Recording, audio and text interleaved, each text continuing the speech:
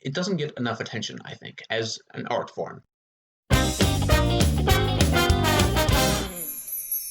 Ladies and gentlemen, you could have been anywhere in the world tonight, but you're here with us in your designated podcast listening place. It's time to sit down and put in those earbuds so as not to disturb the neighbors, because this is Off Book, a podcast about Broadway, movies, TV shows, and so many other nerdy things. I'm your host, Marc Stoufer III, and today's episode is all about improv, and I don't know, maybe how it works and what it looks like in different formats. Let's start with intentional improv. You know, the improv that's done on purpose. When most people think of improv, they think of improv that's done on purpose. They think of a live sketch comedy show where you're taking suggestions from the audience. You're thinking of a theater production that's interacting with the audience, and you know that what's happening is happening in real time. It even extends to something like a talk show, and there's a script that they're following, but you also know that the host has to respond to what's happening in real time that may or may not have actually been planned to happen. As things happen, as the audience does things, they have to be able to respond in real time with something that's funny, so they're kind of thinking on their feet with improv. And improv has always been an interesting subject to me, because I think that there are a lot of benefits to putting on something that's improvised. Something that improv has that a lot of scripted entertainment doesn't is just the knowledge that everything that's happening is being created in real time. There's something about seeing people create something on the spot, sometimes even based on things that you give them, whether it's through an audience suggestion or something you did, where it's so much more energetic when you know that this wasn't scripted, this wasn't edited, this wasn't streamlined 8 times. This is real, this is off the cuff, this is directly to you, in response to you. And it creates this kind of atmosphere of, we don't know what's going to happen, but we like it, and we're here for it. And it also, it's people really think about it in an entirely different way than they think about scripted media. Because with scripted media, if a joke isn't funny, or if something goes wrong, it is seen as a detractor. Because you know that these jokes have been pre-written and edited, and so you come with the assumption that this is going to be funny. And so when a joke isn't funny, you're left with this kind of, oh, okay, this isn't what I pictured. I'm disappointed. And a lot of times they also don't respond to the fact that it wasn't funny because they just need to keep going with the script and they don't want to get too far into improv land. Whereas with improv, you go in knowing that nothing is planned. So if a joke isn't funny, it almost becomes part of a joke because the performers can go, alright, that joke wasn't funny, but thank you for listening to it anyway. And you know that the lack of funniness, is that a word? I don't know. The lack of funniness wasn't due to the fact that the writers were bad, it was just the spur of the moment. And we can kind of connect more with the performers when things go wrong, because it happens to us all the time. Whether we're doing improv or not, we can relate to trying to tell a joke and it not being funny, or being in the middle of a good speech, or being in the middle of saying something we think is interesting, when all of a sudden something happens and we go, I have no idea how to respond to this. This was unexpected. Whether somebody came in and did something, whether an onlooker said something, things go wrong in life all the time. And so seeing something go wrong in real time and seeing them respond to it on the stage, it helps us to connect more with these performers. So it's kind of seen as a benefit. There are a lot of people that will leave disappointed if they go to an improv show and nothing goes wrong, because it's kind of expected that someone's going to do something or say something that's not going to go as planned. It's part of the experience, whereas with scripted media, it's often not. So you get this kind of really different experience that is a lot of fun and feels a lot more intimate because you know what's happening based on what you're doing and based on the same set of circumstances that you're in too. This wasn't already written, this isn't manufactured, this is happening in real time, it's very organic. The issue, of course, then becomes that it's not scripted. And I mentioned that sometimes a joke not being funny can be the joke, but that only works so many times. If this performer's just having an off night, or they're not given good material to work with, or even you just don't find their jokes funny, it quickly stops being funny just for the sake of something going wrong. And you start to say, okay, this isn't funny, I'm not enjoying myself. And normally, if these jokes are scripted, you have the ability to kind of pivot back to something that works. Maybe this joke fell flat, but it's pretty likely that this other joke didn't fall flat because we've been editing them all, and this joke was written 2 weeks later than the last joke you heard. it was written by a different person, it was written at a different time, there's a much higher chance that you'll like the next joke because they've all been edited and streamlined, so the likelihood that a joke is going to fall flat is pretty small. It's pretty small with most improv too, but if for some reason things continue to go wrong, there isn't anything to pivot to. The mind that just told that joke that isn't funny is the same mind that's still telling jokes that you still don't find funny. So if a performer tells a joke you don't like, it's going to be hard for them to come back for that, or harder at least than it would be if they had a script. So these improv shows often have the challenge of trying to balance the consistent comedy of something scripted and the professional quality that a lot of scripted comedies have, and the ability to entertain a large audience with different types with different senses of humor, but also have that kind of organic, off-the-cuff, intimate feeling that you get where you know this isn't scripted, this isn't overproduced, it's not manufactured, it's happening in real time. And that can be hard to do, but when it works well, I like it, a lot of other people like it, but I think it's very interesting to see how it all works. Today's episode is sponsored by Improv, the definitely not scripted play. Improv, the definitely not scripted play, is the latest production by the same team that produced Newbies, the musical that definitely doesn't have Neil Patrick Harris in the second act. It's a play that definitely doesn't have a script not written by Tony nominee Isaiah Paulson, it hasn't been rehearsed for the last 17 months, and it doesn't feature a show-stopping act on the finale. If something goes wrong during the show, that's just the nature of improv, and it's definitely not a mistake. So buy your tickets now, but don't tell anyone else what happened in the show, because it'll be different. Because it's improv. Yeah, that's the reason. Improv, the definitely not scripted play. Aside from intentional improv, you also have this kind of subset of things going wrong and you're having to improvise in order to make it work. Unintentional improv, because that's the opposite of intentional. No? Okay. Never mind. Unintentional improv happens all the time. Sometimes you don't even notice it because most viewers don't have the script for a scripted program, so we often can't tell unless it's done poorly, or there's that common beat of, this is wrong, I'm going to respond, and I'm going to respond. But in that second, you can start to realize, something here is wrong. Let's see how they recover. But what I've noticed in my research is that improv that isn't intended to be there often looks different in theater than it does in TV. Now, with scripted TV, you end up with the ability to cut a lot of that out, but with live TV, you don't. It's happening in real time, or it's happening live.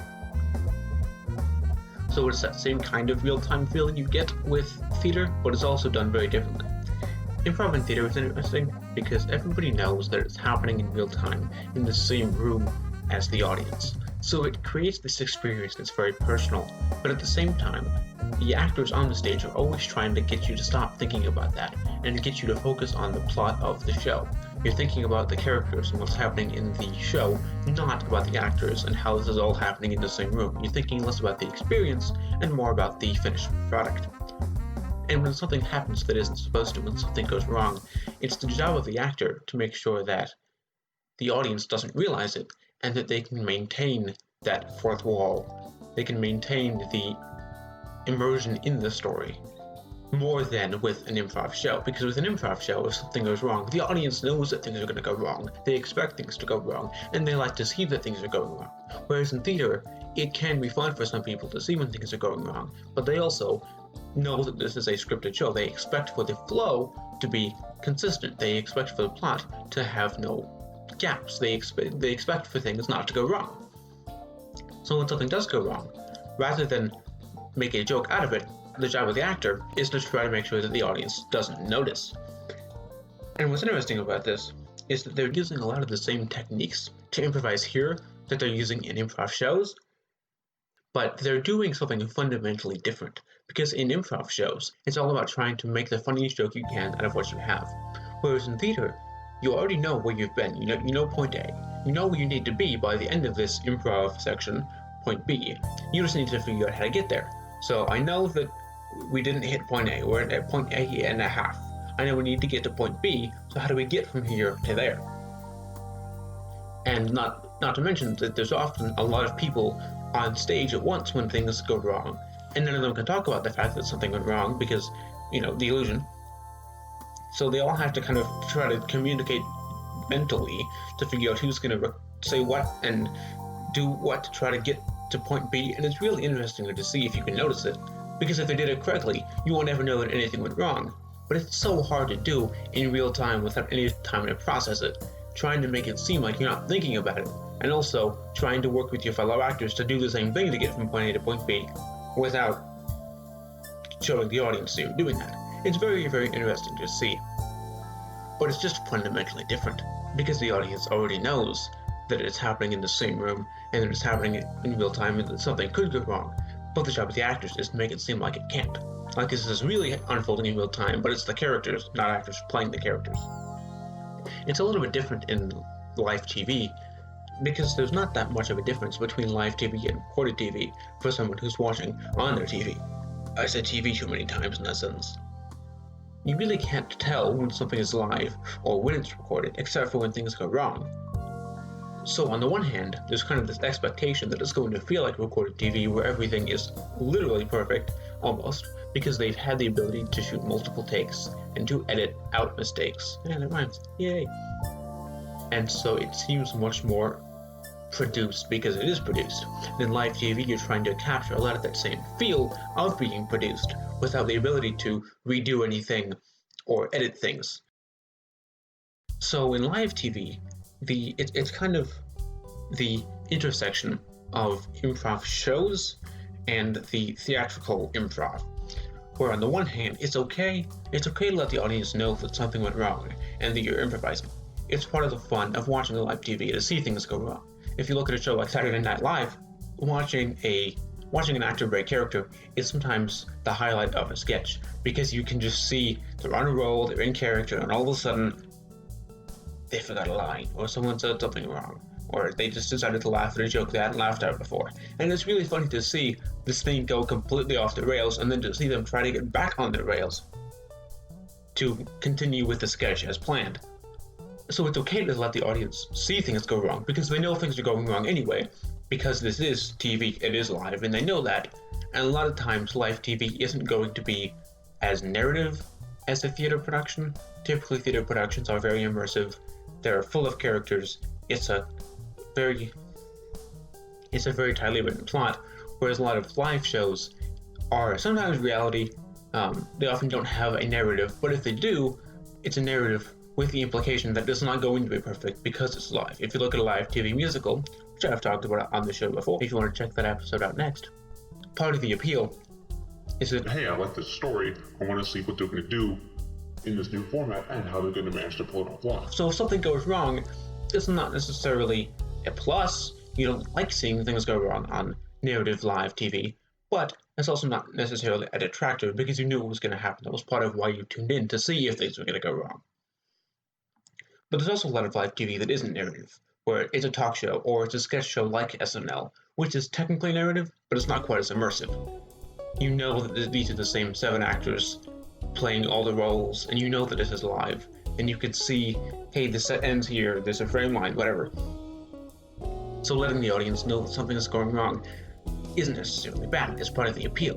But then, they also have the same challenge of, how do I get it back on track? because the point of the show isn't to improvise, it's to finish the sketch. And so how do I get myself back to where I'm supposed to be? And in that way, it's a lot like theater. So you find this weird thing with live TV where it's kind of the cross between theater and an improv show, because it's kind of both. You have the live element of theater along with some of that immersiveness, but also the audience knows that it's live and knows that things are going to go wrong and kind of expect it and want to see it. That's part of why they tune in to a live show a lot of times, which is a lot like an improv show. So overall, I think that improv is a very powerful tool for performers, actors, hosts, personalities, whatever, if they know how to do it right, and if they know what medium they're doing it in. Because, you can be a very good stand-up comedian and very good at improv in improv shows, but still not be good at improv when you're doing a theater production and need to get from point A to point B, and vice versa. Just because you're good at improv doesn't always necessarily mean you're going to be good at improv in another form. I personally love seeing improv. I like watching sketch comedy shows like SNL, or watching stand-up specials where you get to see the comedians interact with the audience, which is another form of improv.